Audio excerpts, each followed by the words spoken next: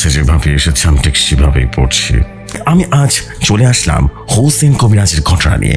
আশা করি আজকের ঘটনাটি আপনাদের কাছে অনেক বেশি ভালো লাগবে।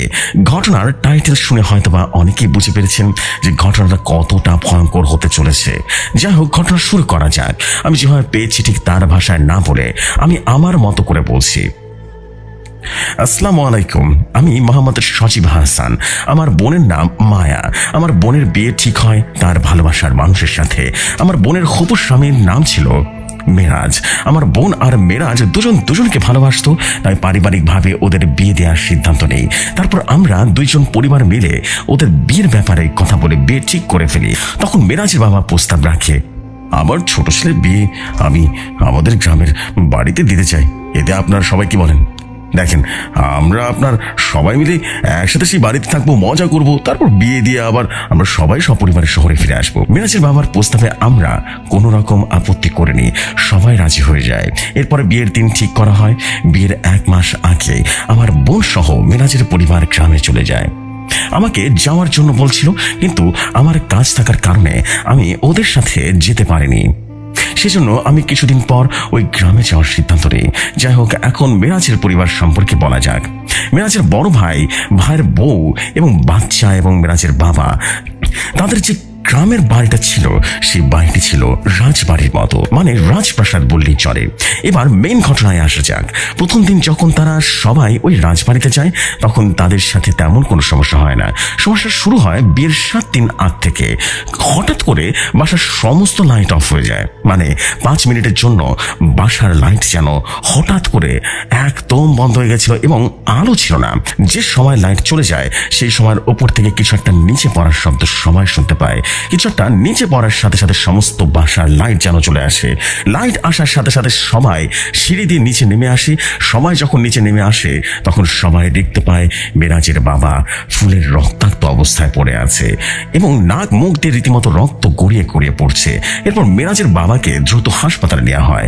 ডাক্তার পরীক্ষা নিরীক্ষা করে বলে যে মেরাজের বাবা কোমায় চলে গেছে। ডাক্তার এটাও বলে যায় যে সে আর কখনো ভালো হবে না। তারপর মেরাজের বাবাকে হাসপাতাল থেকে নিয়ে আনা হয়। বাসায় আনার পর রাত হয়ে যায়। তখন মেরাজ তার বাবার পাশে বসেছিল। তখন মেরাজের কাছে তার ভাইয়ের ছেলে আসে। মেরাজের ভাইয়ের ছেলের নাম রনি। মেরাজের ভাইয়ের ছেলেকে দেখে মেরাজ বলল, রনি, এত রাতে না ঘুমিয়ে এখানে আসছো কেন? হ্যাঁ, যাও ঘুমাতে যাও বলছি। কিন্তু রনি কোনো কথার জবাব দেয় না, কেন যেন এক দৃষ্টিতে তাকিয়ে থাকে মেরাজের দিকে। এইভাবে তাকিয়ে থাকতে দেখে মেরাজ রনির হাতটা ধরে ফেলে তার মায়ের কাছে দিতে চলে যায়। হঠাৎ রকি হাত ছড়িয়ে তার রুমের দিকে দৌড় চলে যায়। মেরাজও রনির পিছু পিছু যেতে থাকে। যখন মেরাজ রুমে গিয়ে পৌঁছায় তখন দেখে রনির আগে থেকে বিছানায় শুয়ে আছে। মেরাজকে দেখে মেরাজের ভাবি বলল, রনিকে দেখতে এসেছ? রনি তো সন্ধ্যার সময় ঘুমিয়ে পড়েছে। মেরাজ তখন বলল, আগে থেকে শুয়ে মানে? আমি তো এখন নিয়ে আসলাম ওকে, কি বলছেন এসব? ভাবি তখন বলল, কি বলো এসব? রনি সন্ধ্যার সময় ঘুমিয়ে পড়েছে। এই কথা শুনে মেরাজ তার বাবার রুমে চলে যায়। মেরাজ যে দেখতে পায় তার বাবা হাওয়ায় ভাসছে। এক অলৌকিক ঘটনা ঘটে যায়, মানে বিছানা থেকে 2 হাত উপরে কেমন করে যেন ভাসছিল। তারপর মেরাজ তার বাবাকে চেপে ধরে আবারও বিছানায় শুয়ে দেয়। যখন সে তার বাবাকে বিছানায় শুয়ে দিচ্ছিল তখন মেরাজের মনে হচ্ছিল তাকে কেউ একজন দেখছে, দূর থেকে দেখছে, তার দিকে কেউ একজন লক্ষ্য রাখছে। এমনটা মনে হওয়ার কারণে মেরাজ উপরের দিকে তাকায়। মেরাজ উপরে তাকিয়ে দেখতে পায় কালো একটা ছায়া, যা দেখার সাথে সাথে দেওয়ালের সাথে বেড়ে গেল। মেরাজ ভাবতে থাকে, এইটা কি ছিল? কালো ছায়া নাকি আমার মনের ফুল? এসব ভাবতে ভাবতে জানালায় সজোরে একটা শব্দ হলো। শব্দ শোনার সাথে সাথে মেরাজ জানালার কাছে চলে যায়। তখন দেখে বাইরে একটা কুকুর ঘেউ ঘেউ করছে। কুকুরটা কি দেখে ঘেউ ঘেউ করছে এটা দেখার জন্য মেরাজ জলদি করে সিঁড়ি দিয়ে নিচে নেমে আসে। নিচে এসে দেখে কুকুরটা ভয়ের দৃষ্টিতে বাড়ির মেইন ফটকের দিকে তাকিয়ে আছে। কুকুরের তাকানো দেখে মেরাজ সেদিকে তাকায়, কিন্তু মেরাজ কিচ্ছু দেখতে পায় না। তারপর সে দেখে কুকুরটা এক দৌড়ে বাড়ির বাইরে চলে গেল। এরপর মেরাজ তার বাবার রুমে চলে আসে। পরের দিন বাড়ির চাকর আমার বোনের দিকে খারাপ নজরে তাকিয়েছিল আর খারাপ খারাপ কথা বলছিল। এগুলো মেরাজ শুনে ফেলে। মায়াকে খারাপ খারাপ কথা বলার জন্য মেরাজ চাকরটাকে মেরে বাড়ি থেকে তাড়িয়ে দেয়। কাজের লোকটাকে তাড়িয়ে দেওয়ার সময় মেরাজের ভাই বলে উঠল, এই মেরাজ, ওকে তাড়িয়ে দিলি কেন? কি করেছিল? মেরাজ ভাই তখন বলল, ওই চাকরটা মায়াকে খারাপ খারাপ কথা বলছিল, তাই মেরে তাড়িয়ে দিয়েছি। তারপর তারা নানান কথা বলতে থাকে। সেদিন দুপুরবেলা আমার বোন মায়া আয়নার সামনে বসে সাজুগুজু করছিল। কিছুদিন পর বিয়ের সাজগুজ করবে, এটাই তো স্বাভাবিক। হঠাৎ মায়া দেখতে পেল তার পেছন থেকে ছায়ার মতো কিছু চলে যেতে। এটা দেখে সে সাথে সাথে পেছন ফিরে তাকায়, কিন্তু মায়া পেছনে কাউকে দেখতে পায় না। পরে মায়া খেয়াল করে আয়নার মধ্যে যে তার প্রতিচ্ছবি আছে সেটা কোনোভাবে নড়ছে না, একদম স্থির হয়ে আছে। মায়া হাত নাড়ায়, কিন্তু আয়নার মধ্যে তার হাত নড়ছে না। তারপর ভালো করে চোখ মুখ কচলে আয়নার দিকে তাকালো। এবার দেখলো তার হাত সবকিছু নড়ছে। পর মায়া দেখে আয়নার মধ্যে 5 আঙ্গুলের ছাপ লেগে আছে। মায়া ভাবতে থাকে, আয়নার মধ্যে তো কোনো ছাপ ছিল না, তাহলে এলো কিভাবে? এটা কি আমার হাতের ছাপ নাকি অন্য কারো? এগুলো ভাবতে ভাবতে মায়ের হাতের ছাপের উপরে হাত দেয়, কিন্তু অবাক করার বিষয় হলো হাত দেওয়ার সাথে সাথে ছাপটা হাওয়ায় মিশে যায়। পরে মায়া আর কিছু না ভেবে নিচে চলে আসে। একসময় রাত নেমে আসে। রাত করে সেই চাকরটা আবারও ফিরে আসে মিরাজকে মারার জন্য। যখন সে মিরাজকে মারার জন্য বাসার ভেতর ঢুকছিল, ঠিক সেই সময় চাকরটা একটা মেয়েকে দেখতে পায়। এত রাতে এখানে মেয়েটা ওইটা দেখার জন্য চাকরটা মেয়েটার কাছে চলে যায়। মেয়েটাকে এটা দেখার জন্য যখন চাকরটা কাঁধে হাত দেবে, ঠিক সেই সময় মেয়েটা পিছু ফিরে তাকায়। মেয়েটা তাকানোর সাথে সাথে চাকরটা হাওয়ার সাথে যেন ভাসতে থাকে এবং দূরে গিয়ে চলে যায়। আর সেই সময় কুকুর অনেক জোরে জোরে ডাকাডাকি করছিল, ঘেউ ঘেউ করছিল। চাকরটা দেখতে পায় একটা চুড়েল মানে পিশাচটার মুখটা ছিল আগুনে ঝলসে যাওয়া মুখ। মনে হচ্ছিল মুখ দিয়ে আগুন বেরিয়ে আসবে। এরপর পিশাচটা চাকরটিকে হত্যা করে ফেলে। চাকরটা মারা যাওয়ার আগে জোরে জোরে চিৎকার করছিল। একই সাথে কুকুরটাও যেন খেউ খেউ করে উঠলো। চাকরের সেই চিৎকার শুনে বাসার সবাই বাইরে চলে আসে। বাসায় বাইরে এসে শুধু রক্ত আছে আর রক্ত। আশেপাশে তাকিয়ে দেখে কুকুরটা রক্তাক্ত অবস্থায় পড়ে আছে। ছায়া থেকে শুধু রক্ত আর রক্ত। এগুলো কিসের রক্ত? তারা সবাই ভাবতে থাকে, একটা কুকুরের এত রক্ত কোনোভাবে যেন কেউ মানতে পারছিল না। তারপর তারা আবারও ঘুমাতে চলে আসে। এরপর আমার বোনও ঘুমাতে চলে যায়। তখন মায়া স্বপ্ন দেখে মিরাজ ঘুমিয়ে আছে, আর মিরাজের বাবা বারবার কালো একটা ছায়া মানে অপূর্বের সামনে দাঁড়িয়ে আছে। মায়াকে দেখে কালো ছায়ার মতো নখ দিয়ে টপ টপ করে রক্ত মাটিতে গড়িয়ে পড়ছে। তখন মায়া ভয়ে ভয়ে অপরটাকে জিজ্ঞেস করলো, কে তুমি? কি চাও এখানে? মায়ের কথার জবাব না দিয়ে অপরটা হাত দিয়ে মিরাজকে দেখিয়ে দেয়। এটা দেখে মায়ের ঘুম ভেঙে যায়। তারপর মায়া তাড়াহুড়ো করে মিরাজের ঘরে চলে যায়। মিরাজের ঘরে গিয়ে দেখে মিরাজ বিছানায় শুয়ে আছে আর তার মাথার কাছে কিছুই নেই। এটা দেখে মায়া হাফ ছেড়ে বলে, উফ, স্বপ্ন ছিল, খবরটা কি বিদঘুটে ছিল। তারপর মায়া মিরাজের মাথার কাছে চলে যায়। যখন মায়া মিরাজের মাথার কাছে চলে যায়, তখন মায়া দেখতে পায় রক্তের ফোঁটা নিচে পড়ে আছে। মায়া রক্তের ফোঁটা দেখার সাথে সাথে রক্তের ফোঁটা হাওয়ায় মিলিয়ে যায়। মা চিন্তা করতে থাকে, এটা কি হলো? আমার মনের ভুল নাকি অন্য কিছু? এরপর মায়া আর কিছু না পেয়ে মিরাজের সাথে ঘুমিয়ে পড়ে। পরের দিন সকালে মায়ের ঘুম ভাঙে পানি পড়ার আওয়াজে। মা চোখ করে দেখলো মিরাজ তার পাশে নেই, তবে ওয়াশরুম থেকে কারো শাওয়ার নেওয়ার শব্দ হচ্ছে। মায়া মনে করে মিরাজ হয়তো শাওয়ার নিচ্ছে, তাই মায়া কিছু না ভেবে বাইরে চলে যায়। যখন মায়া সিঁড়ি দিয়ে নিচে নামছিল, তখন দেখে মিরাজ নিচে বসে সবার সাথে আড্ডা দিচ্ছে। এটা দেখে মায়া ভাবতে থাকে, মিরাজ তো নিচে বসে সবার সাথে আড্ডা দিচ্ছে, তাহলে ওয়াশরুমে কি আছে? ওয়াশরুমে কে দেখার জন্য মায়া দৌড় দেয়, তার রুমে চলে যায় এবং মায়ের রুমে গিয়ে ওয়াশরুমে নক করে। তখন মায়া বলল, ভেতরে কে? কে ভেতরে? তো মায়ের কোনো জবাব আসে না। তখন মায়া ওয়াশরুমের দরজায় ধাক্কা দেয়। দরজায় ধাক্কা দেওয়ার সাথে সাথে দরজাটা খুলে যায়। তারপর মায়া ভেতরে প্রবেশ করে। ওয়াশরুমের ভেতরে মায়া কাউকে দেখতে পায় না। মায়া দেখে পানির কল দিয়ে শুধু পানি ঝরছে। তারপর মায়া পানির কল বন্ধ করে বাইরে চলে আসে। মায়া কিছু দূর আসার সাথে সাথে পানির আওয়াজ আবারও শুনতে পায়। তখন মায়া একটু ভয় পেয়ে যায়, কারণ সে কেবলমাত্র পানির কল বন্ধ করে আসছে, তাহলে আবার কিভাবে পানি পড়ছে। তারপর মায়া আবার ওয়াশরুমের ভেতরে চলে যায়, যে দেখে পানির কল দিয়ে টপ টপ করে পানি পড়ছে। তারপর মায়া পানির কল আবারও বন্ধ করে দেয়। ওয়াশরুমে আয়নায় মায়ার চোখ পড়ে যায়। মায়া আয়নাতে নিজেকে দেখতে থাকে আর ভাবতে থাকে, কয়েকটা দিন পর তার ভালোবাসার মানুষের সাথে তার বিয়ে। মায়া এসব ভাবছিল। তখন মায়ার ঘাড়ে তরল জাতীয় কিছু একটা পড়তে থাকে। মায়া হাত দিয়ে দেখতে চাইলো যে এটা কি তার গায়ে। তারপর মায়া হাত দিয়ে দেখতে পেল তার ঘাড়ে রক্ত লেগে আছে। তারপর মায়া উপরের দিকে তাকায় এবং মায়া দেখতে পায় উপরে একটা পিশাচিনী ঝুলে আছে। পিশাচিনীর মুখ দিয়ে যেন রক্ত চুয়ে চুয়ে পড়ছে, আর পিশাচিনীর মুখটা আগুনের মতো চঞ্চল করছে। মায়া পিশাচিনীর ভয়ঙ্কর রূপটা দেখে জোরে জোরে একটা চিৎকার মেরে অজ্ঞান হয়ে যায়। মায়া চিৎকার শুনে বাসার সবাই ওয়াশরুমে আসে। তারপর সবাই দেখতে পায় মায়া ওয়াশরুমের ভেতরে অজ্ঞান হয়ে পড়ে আছে। তারপর সবাই মায়াকে ধরে বিছানায় শুয়ে দেয়। এরপর পানি দিয়ে মায়ের জ্ঞান ফেরানো হয়। মায়ের জ্ঞান ফেরার সাথে সাথে সে বলল, আগামী 3 দিন পর অমাবস্যা, 3 দিন পর আমার আর মিরাজের বিয়ে হবে। বিয়ে সবাই আয়োজন করেন প্লিজ। এটা শুনে মিরাজ বলল, 3 দিন পর কেন? আমাদের বিয়ে তো 5 দিন পর হবে। মায়া ফুসতে ফুসতে বলল, এত বেশি পড়ছস কেন? যা বলতেছি তাই কর, তাহলে সবাই মারা পড়বি। তখন সবাই দেখতে পায় মায়ার চোখ ধীরে ধীরে লাল টকটকে হয়ে গেছে। এরপর মিরাজ আমাকে কল দিয়ে আসতে বলে যে আগামী 3 দিন পর বিয়ে। তারপর আমিও চলে আসি। আমি আসার সাথে সাথে মায়ার কাছে চলে যাই, কিন্তু মায়া আমার সাথে কোনো কথা বলে না। রাত করে আমি দেখি মায়া বাড়ি থেকে বের হয়ে কোথায় যেন চলে যাচ্ছে। আমি মায়ের পিছনে আমি দেখি মায়া একটা বাসার সামনে গিয়ে থেমে যায়। তারপর সে বাসা থেকে একটা লোক বেরিয়ে আসে। লোকটা আসার সাথে সাথে মায়া দেরি না করে লোকটাকে জোরে একটা আছাড় মারলো।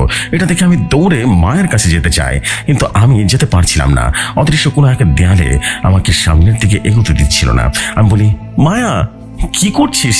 থাম, কি হয়েছে তোর? লোকটা তো মারা যাবে। মায়া থাম বলছি, লোকটাকে ছেড়ে দে। লোকটাকে মারছিস কেন? কিন্তু মায়া আমার কথা শুনতেই যেন পেল না। এরপর মায়া লোকটাকে নির্মমভাবে হত্যা করে। আমি দেখি মায়া লোকটার 2 হাত টেনে ছিঁড়ে ফেললো, পেট থেকে নাড়ি ভুড়ি টেনে টেনে বের করে ফেললো। কি ভয়ঙ্কর আর বিভৎস সব দৃশ্য! এটা দেখে আমি ভয়ে যেন নিশ্চুপ হয়ে যাই। পরে মায়া আমাকে ভারী কণ্ঠে বলল, আমি চাইলে এখনই তোদেরকে মেরে ফেলতে পারি, কিন্তু আমি তোকে পারবো না। আমার উদ্দেশ্য পূরণ হলে আমি তোর বোনের শরীর ছেড়ে দেব। তুই কিছু করতে চাস, তোর বোন সহ সবাইকে মেরে ফেলো, মাথা রাখিস।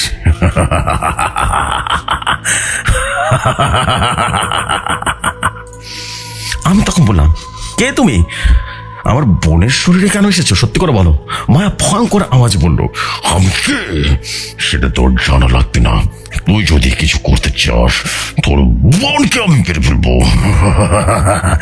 বিয়ে হয়ে গেলে তোর বোনের শরীর ছেড়ে যাবো। যদি বাঁচতে চাস তাহলে আমার থেকে দূরে থাক।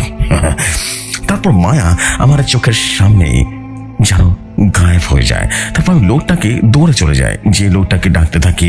তারপর লোকটা বলল, ভাই কাছে সময় নেই, আমাদের কাছে কিন্তু সময় নেই। সে ফিরে এসেছে, সে এখন আর কাউকে ছাড়বে না। আমি আপনাকে একটা ঠিকানা দিচ্ছি, আপনি সেখানে চলে যান, জলদি চলে যান। যে শুধু মালার কথা বলবেন, ঠিক আছে? তাহলে হবে। ওকে, সমস্যার সমাধান হয়ে যাবে। সময় নষ্ট না করে এখনই ঠিকানা চলে যান। এই বলে লোকটা মারা যায়। তারপর আমি সেই লোকটার কথা মতো সেই জায়গাতে চলে যাই, যে থেকে বেশ পুরনো একটা বাড়ি। আমি যে বললাম, বাসায় কেউ নেই? যদি কেউ থাকেন তাহলে একটু বাইরে আসেন না।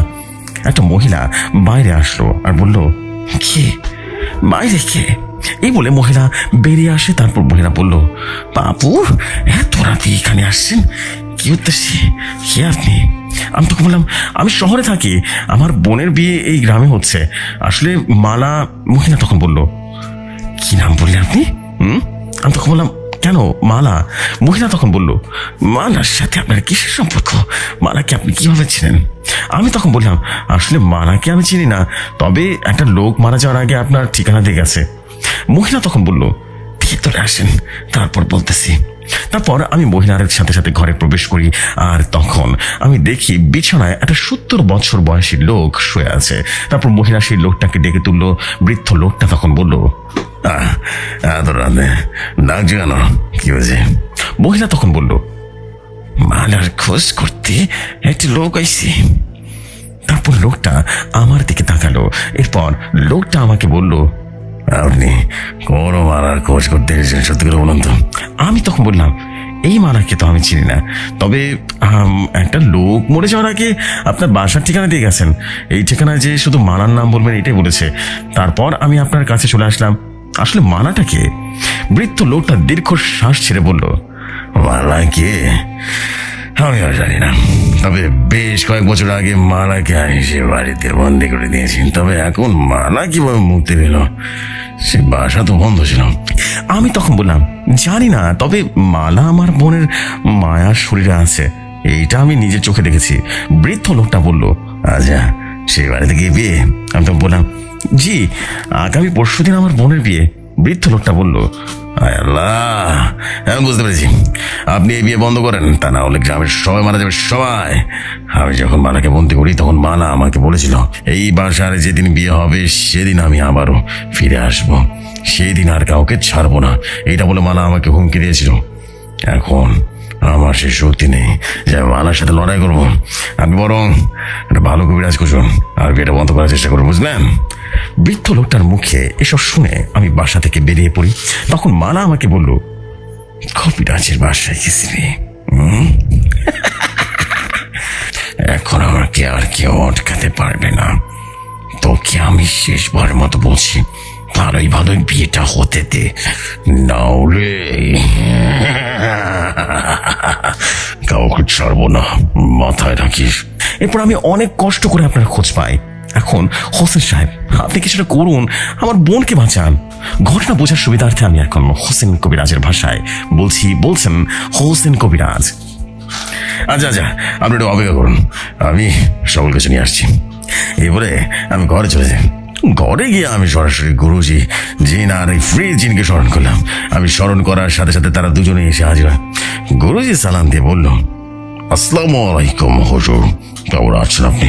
আমি বললাম, জি আলহামদুলিল্লাহ ভালো আছি, আপনি কেমন আছেন? গুরুজি তখন বলল, আমি ভালো আছি, এখন বলো আমাকে কেন ডেকেছো? তারপর আমি গুরুজি আর এই ফ্রান জিনকে স্মরণ করে সমস্ত কিছু খুলে বলি। গুরুজি তখন বলল, একটু অপেক্ষা করেন, আমি খবর নিয়ে আসছি। এই বলে তারা চলে যায়। কিছুক্ষণ পর তারা আবার ফিরে আসে। তারপর আমি জিজ্ঞেস করি, গুরুজি কি জানতে পেরেছেন? তখন গুরুজি বলল, হোসেন, এই মেয়ের নাম বালা, এই মেয়েকে হত্যা করা হয়েছে। আমি বললাম, সব কিছু খুলে বলেন তো আমাকে। তখন গুরুজি বলল, এই মেয়েকে বিয়ের আগের দিন তুলে নেওয়া হয়, তারপর তাকে হত্যা করে এরপর মালা ফিরে আসে তার মৃত্যুর প্রতিশোধ দিতে। কিন্তু একটা কবিরাজ মালার আত্মাকে সেই রাজবাড়িতে বন্দি করে দিয়ে চলে যায়। এরপর মালা সেই বাসায় বন্দি হয়ে থাকে। তখন মালা বলেছিল, এই বাসা যদি আমার বিয়ে হয় তাহলে মালা ফিরে আসবে, তখন মালাকে আর আটকাতে কেউ আসবে না। এখন সেটাই হচ্ছে যেটা মালা বলে গিয়েছিল। এখন বললাম, তাহলে মালা ফিরে আসবে কিভাবে? গুরুজি তখন বললাম, ওই বাসা 7 বছর যাবৎ বন্ধ ছিল, তাই অনেক ময়লা আবর্জনা জমে যায়, সেগুলো পরিষ্কার করতে যায়। তখন তার একটা উনুর দ্বীপ খুঁজে পায়।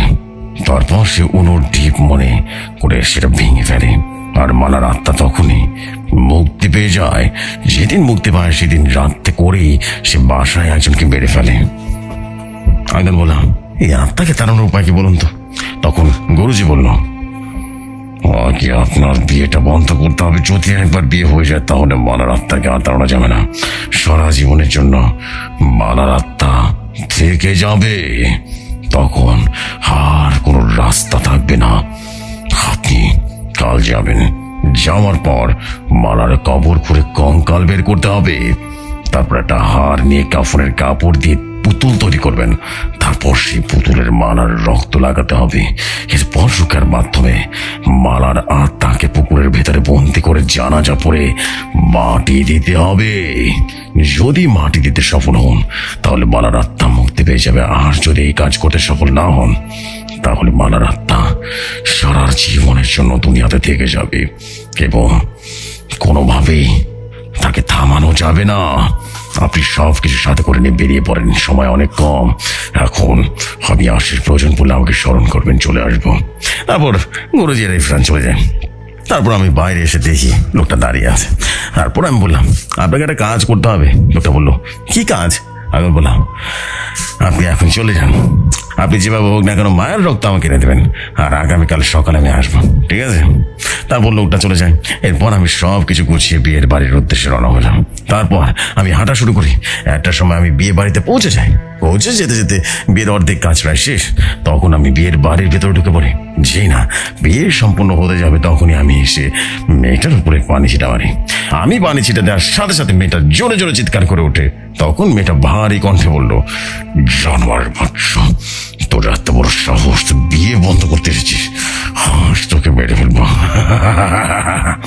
আমি দেখতে পাই মেয়েটা হাওয়ায় ভাসছে। হাওয়ায় ভাসতে ভাসতে আমার দিকে তেড়ে আসতে থাকে। এসব দেখে বিয়ে বাড়িতে যত মানুষ ছিল সবাই যেন ভয় পেয়ে যায়। যখন আমাকে আঘাত করতে যাবে তখন আমি মেয়েটার উপরে পানি ছিটা মারি। মেয়েটা দূরে চলে যায়, ছিটকে পড়ে যায়। তখন মেয়েটা বলল, আমাকে যদি বিয়ে করতে না দিস তাহলে আমি এই মেয়েকে মেরে ফেলবো। এই বলে মেয়েটা নিজের হাতে নিজের ছড়ি দিয়ে একটা টান মেরে ফেলে দেয়, একেবারে হাতটা কেটে ফেলে দেয়। নিজের মাথা দেওয়ার সাথে বাড়ি দিচ্ছিল একেবারে। এই সব দেখে মেয়েটার ভাই তখন বলে উঠলো, মায়া কি করছিস, এসব করিস না বোন। আমি বললাম, ও মায়া না, ও মালা, আপনার বোনকে মারবে না, ভয় দেখাচ্ছে। আর আপনি দৌড়ে গিয়ে রক্তটা চলতে চলতে থামান, ঠিক আছে? চলতে চান, বিপদে যাবে। তারপর আমি দোয়া পরে চঞ্চলের পানি ছিটা মারলাম। পানি লাগাতে মালা সেইখানে ঠায় দাঁড়িয়ে আছে। তারপর মালা বলল, তুই আমাকে বিয়ে করা থেকে আটকাতে পারবি না, পারবি না। আমি বললাম, সেটা তোর ভাবতে হয় না, এখন সময় আছে, চলে যান, নয়তো এর পরিণাম কিন্তু ভালো হবে না। মালা তখন বলল, না আমি যাবো না। কি করবি তুই? এরপর আমি দোয়া পরে মেয়েটার উপর পানি ছিটা মারলাম। এরপর অবটা বেশ শরীর ছেড়ে চলে যায়। মালা চলে যাওয়ার পর আমি মায়ের হাতের তাবিজ বেঁধে দিলাম। এরপর আমি বললাম, আমাকে সেই লোকের কাছে নিয়ে যান যে আপনাকে মারার কথা বলেছিল। মেয়েটার ভাই তখন বলল, হুজুর আত্মাটা কি চলে গেছে? আমি বললাম, না, শুধু কিছু সময় জন্য তাড়িয়ে দিয়েছি, সে আবার আসবে। তারপর আমি আর সেই ছেলেটা সেই বৃদ্ধ লোকটার বাসা চলে যাই। এরপর আমি সেই বৃদ্ধ লোকটাকে বলি, আচ্ছা মালাকে দাফন করা কোথায় হয়েছিল বলুন তো? তখন বৃদ্ধ লোকটা বলল, রাজার পিছনে একটা পুকুর আছে, ওই পুকুর পরে একটা আম গাছ আছে, সে আম গাছের নিচে মায়ের লাশ দাফন করা হয়েছে। এরপর আমি আর ছেলেটা সেই জায়গায় চলে যাই। কিছু দূর যাওয়ার পর আমি দেখি সাদা কাপড় পরে কেউ একজন রাস্তার পাশে বসে আছে আর গুঁয়ে গুঁয়ে কান্না করছে। আমি বললাম, কে ওখানে? হ্যাঁ, এমন কান্না করছে কেন? সে কোনো কথা বললো না, এক দৃষ্টি দেখা গেছে এক ধ্যানে যেন কান্না করছে। তো করছে, কি করুন তার কান্না। তারপর আমি এগিয়ে সেই মেয়েটার দিকে গেলাম। তারপর আমি মেয়েটার পেছন থেকে ঘাড়ে হাত দিতে যাবো, ঠিক তখন সেই সময় মেয়েটা পেছনে তাকালো। মেয়েটা পেছনে ফিরে তাকানোর সাথে সাথে আমি হাওয়ায় ভাসতে থাকি। তখন মেয়েটা ভয়ঙ্কর এক পিশাচির রূপান্তরিত হয়ে যায়। এই রূপ দেখে আমার রূপ রীতিমতো কেঁপে উঠেছিল। কি ভয়ঙ্কর দৃশ্য রে বাবা, সেটা ভয় শুধু কাঁপছিল। তারপর ভয়ঙ্কর আওয়াজে মেয়েটা বলল, তোকে আমি মানা করেছিলাম, আমার বিয়েতে তুই বাধা সৃষ্টি করলে আমি তোকে মেরে ফেললাম, এখন তোকে কে বাঁচাবে? এই বলে সে পিশাচিনিটা সেটাকে আক্রমণ করতে চায়। আমি দেখি সে পিশাচিনি ছেলেটার গলাটা টিপে ধরেছে। আমি বললাম, সেটাকে ছেড়ে দে, বললাম ছেড়ে দে বলছি। পিশাচটা আমার কথা শুনছে না, তো শুনছে না। আর এই শুনছে না দেখে আমি সেই পিশাচিনির উপরে পানি ছিটা মারি। পানি ছিটে দেওয়ার সাথে সাথে মেয়েটা গায়েব হয়ে গেল। এরপর আমি সেটাকে বললাম, ঠিক আছে তুমি? সেটা তখন বললো, হ্যাঁ হুজুর আমি ঠিক আছি এখন। এরপর আমরা দুজন সেই পুকুর পাড়ে চলে যাই। পুকুর পাড়টা ছিল অনেক অনেক নির্জন। এক পর্যায়ে মেয়েটার কবর আমরা খুঁজে পাই। তারপর আমরা দুজন মিলে কবরটা খোঁড়াখুড়ি শুরু করি। এক সময় মেয়েটার লাশ আমরা খুঁজে পাই। তারপর লাশটা কবর থেকে মাটির উপরে তুলাই এবং মাটিতে উঠানোর সাথে সাথে চারদিকে বাতাস শুরু করে দেয়। আমি তখন দেখতে পাই মায়া, মানে ছেলেটার বোন এসে হাজির হয়। মায়া এসে আমাকে একটা আছাড় মারলো, এত জোরে আছাড় মারে যে আমি 10 হাত দূরে গিয়ে বাছার পড়ি। তারপর মায়ের ভেতরে থাকা মালা আমাকে বলল, তোকে আজ আমি মেরে ফেলবো, এখন তোকে আমার হাত থেকে বাঁচাতে পারবে না। এইটা বলে যখন আমার মালার দিকে তেড়ে আসতে যাবে ঠিক তখন সেই আকাশে বিদ্যুৎ চমকে উঠলো আর চারিদিকটা যেন বাতাস বইতে শুরু করলো। বাতাস শেষ হওয়ার সাথে সাথে আলোক এক রশ্মি আসলো। আমি দেখতে পেলাম ইরফান জিন এসে হাজির হয়েছে। ইরফান তখন বলল, হুজুর আপনি ঠিক আছেন? আপনার কথাও লাগেনি তো? আমি বললাম, আমি ঠিক আছি। ইরফান তখন বলল, তোর এত বড় সাহস হুজুরকে আঘাত করিস, তোকে আমি মেরে ফেলবো। মালার আত্মা তখন বলল, আমাকে মারতে পারবি না, এত সহজ আমার মৃত্যু নেই। আমাকে তোরা কোনো বাধা দিচ্ছিস, আমার থেকে দূরে যা। আমি তো সুন্দর একটা সংসার করতে চেয়েছিলাম। যেসু ভাই, আমি বোঝার সুবিধার্থে মালার ভাষায় বলছি। আমার বিয়ের দিন ওই এলাকার পখাটে ছেলেরা আমাকে এই বাড়ি থেকে তুলে নিয়ে যায়, তারপর তারা আমাকে অত্যাচার করে এবং মেরে ফেলে, এখানে দাফন করে দিয়ে যায়। আমি সবাইকে মেরে ফেলেছি, সবাইকে। এখন আমি মিরাজকে বিয়ে করে আমার স্বপ্ন পূরণ করব, আর আমি এখানেই থেকে যাবো। আদম বললাম, তাহলে মিরাজের বাবার এমন অবস্থা করলি কেন? হ্যাঁ, পিশাচিনী তখন বলল, আমি করতে চাইনি। সেদিন সে আমাকে দেখে নিচে পড়ে যায়, আমার সাথে সে অবিচার করেছিল, আমি তাদের সবাইকে মেরে ফেলি। এখন আমি মিরাজকে বিয়ে করে মায়ার সাথে সারা জীবন থাকবো, আমাকে আটকাতে পারবি না। ইরফান তখন বলল, তুই চলে যা, আমি হোসেনের মাধ্যমে তোকে মুক্ত করে দেবো।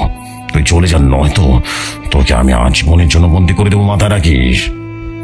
মালা তখন বলল, না না, আমি যাব না, আমি মিরাজকে বিয়ে করবো আর মায়ার সাথে থাকবো। আর তোরা যদি বেশি কিছু করিস তাহলে আমি এই মেয়েকে মেরে ফেলবো। ইরফান তখন বলল, ঠিক আছে, তোর থাকতে আমি বের করছি। এরপর মিরাজ একটা দোয়া পরে মেয়েটার উপরে ফু দিল। ফু দেওয়ার সাথে সাথে মেয়েটা পাথরের মতো হয়ে গেল। ইরফান তখন বলল, হোসেন, আপনি একটা কাজ করেন, আর দেরি করলে হবে না। তারপর আমি আমার কাজ শুরু করে দিলাম। আমি একটা হাড় নিয়ে কাফনের কাপড় দিয়ে পুতুল তৈরি করলাম, তারপর সেই রক্তটা পুতুলের উপর লাগিয়ে দিই। এরপর আমি পুতুলটাকে সামনে রেখে জানাজা পড়া শুরু করি। জানাজা শেষ হওয়ার সাথে সাথে চারিদিকটা বাতাস বইতে শুরু করলো। আমি দেখতে পাই মা হাওয়ার উপরে যেন চরকির মতো ঘুরছে। বাতাস শেষ হওয়ার সাথে সাথে কালো ধোঁয়া যেন পুতুলের ঘরে ভেতরে একেবারে প্রবেশ করলো।